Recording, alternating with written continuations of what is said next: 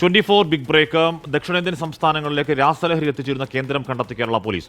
ഡൽഹി ഹരിയാന പോലീസിനൊപ്പം Kozhikode town police നടത്തിയ അന്വേഷണത്തിലാണ് ഹരിയാനയിലെ ഗുരുഗ്രാമിൽ രാസലഹരി ഉൽപ്പാദിപ്പിക്കുന്ന കേന്ദ്രങ്ങൾ കണ്ടെത്തിയത്. 3 നൈജീരിയൻ സ്വദേശികൾ പിടിയിലായി.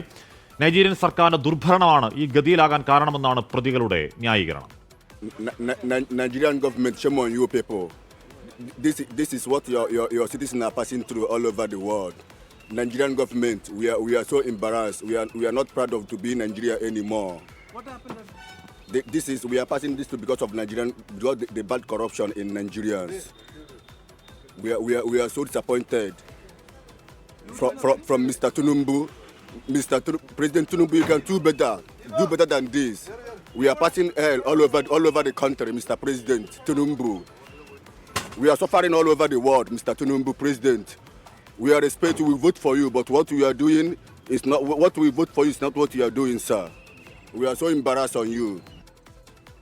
മന്ത്രി എം പി രാജേഷ് മിനിസ്റ്റർ ഈ പ്രതി പറയുന്നത് എന്താണ്? പ്രതി രാഷ്ട്രീയമായ കാരണങ്ങൾ പറയുന്നുണ്ട്. നൈജീരിയൻ സർക്കാർ ദുർഭരണം അവിടുത്തെ അധികാര ദുഷ്പ്രഭുത്വമാണ് തങ്ങൾ ഇങ്ങനെ വഴിതെറ്റിപ്പോകാൻ കാരണം എന്നൊക്കെ പ്രതി പറയുന്നുണ്ട്. പോട്ടെ, അത് മറ്റൊരു വിഷയമാണ്. മിനിസ്റ്റർ, പക്ഷേ ഈ അർത്ഥത്തിൽ കേരളത്തിൽ മാത്രമല്ല ദക്ഷിണേന്ത്യൻ സംസ്ഥാനങ്ങളിലേക്ക് രാസലഹരി എത്തിക്കുന്ന ഒരു പ്രധാന കേന്ദ്രം കേരള പോലീസ് കണ്ടെത്തി പൂട്ടി അതിലെ കിങ് പിൻസിനെ പിടികൂടിയെന്ന് പറയുന്നത് നമ്മുടെ ഈ ലഹരിക്കെതിരായ പോരാട്ടത്തിലെ ഏറ്റവും നിർണായകമായ ഒരു ചുവടുവെപ്പല്ലേ മിനിസ്റ്റർ?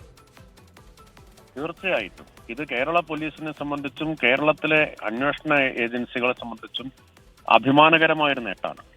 കേരളം എത്ര ശക്തമായിട്ടും ഫലപ്രദമായിട്ടുമാണ് ഇക്കാര്യത്തിൽ നടപടി സ്വീകരിക്കുന്നത് എന്ന് തെളിയിക്കുന്ന രണ്ടാമത്തെ വലിയ വേട്ടയാണിത് എന്ന് ഞാൻ ഓർമ്മിപ്പിക്കുകയാണ്. ഇതാദ്യമായിട്ടല്ല കേരളം ഈ ഉറവിടം തകർക്കുന്നത്, കേരള പോലീസും എക്സൈസും ഒക്കെ. മൂന്നാമത്തേതാണ്. ഇപ്പോൾ ഹൈദരാബാദിലെ ഇൻഡസ്ട്രിയൽ എസ്റ്റേറ്റിൽ ഒരു ശതകോടീശ്വരന്റെ 40,000 കോടി ആസ്തിയുള്ള വലിയ സിനിമാ നിർമ്മാതാവായിട്ടുള്ള ഒരാളുടെ ഉടമസ്ഥതയിൽ പ്രവർത്തിക്കുന്ന രാസലഹരി നിർമ്മാണ ഫാക്ടറി കണ്ടെത്തിയത് തൃശൂർ സിറ്റി പോലീസാണ്.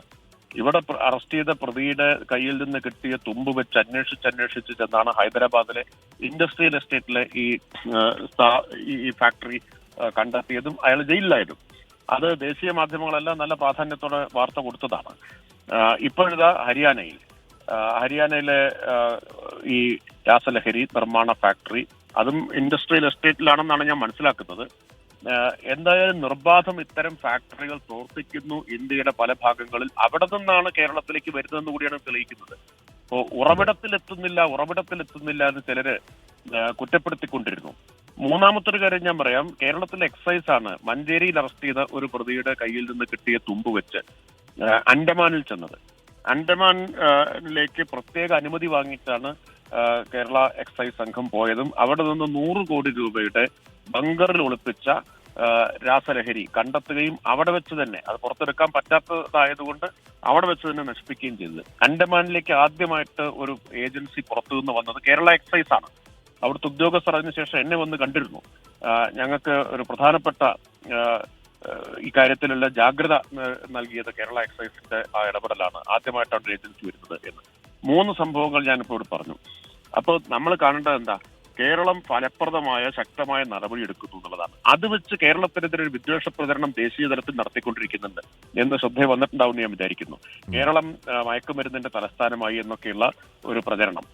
കാരണം നമ്മളാണ് ഏറ്റവും കൂടുതൽ കേസെടുക്കുന്നത്, നമ്മളാണ് ഏറ്റവും കൂടുതൽ പ്രതികളെ അറസ്റ്റ് ചെയ്യുന്നത്. അത് രണ്ടും മുൻനിർത്തിക്കൊണ്ടാണ് ഒരു വ്യാജ പ്രചരണം നടക്കുന്നത്. യഥാർത്ഥത്തിൽ മയക്കുമരുന്ന് ഉപയോഗത്തിന്റെ കാര്യത്തിൽ ആദ്യത്തെ 5-ൽ കേരളം വരുന്നില്ല. പക്ഷെ കേസും കൂടുതലാണ്, അറസ്റ്റും ഇന്ത്യയിൽ ഏറ്റവും കൂടുതൽ ഇവിടെയാണ്.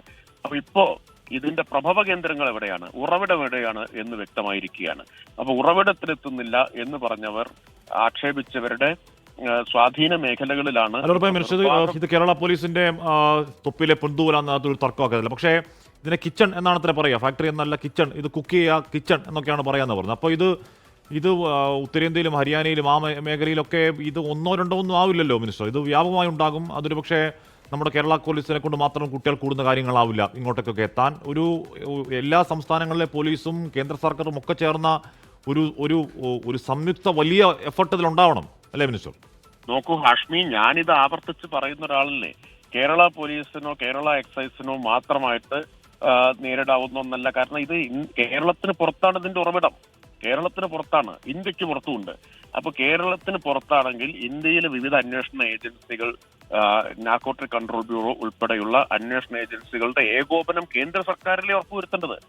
നോക്കൂ, ഹരിയാന എന്ന് പറഞ്ഞാൽ ഡൽഹിയിൽ നിന്ന് ഒന്ന് ഉറക്കെ കൂവിയാൽ കേൾക്കുന്ന ദൂരത്തല്ലേ?